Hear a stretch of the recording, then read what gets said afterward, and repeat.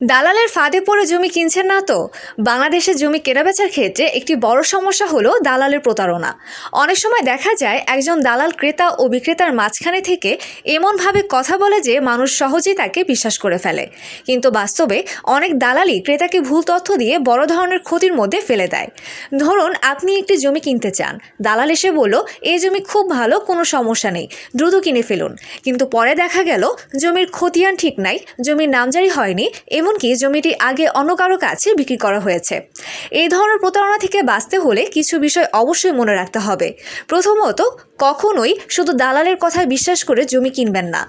দ্বিতীয়ত, জমির দলিল ও খতিয়ান নিজে যাচাই করুন।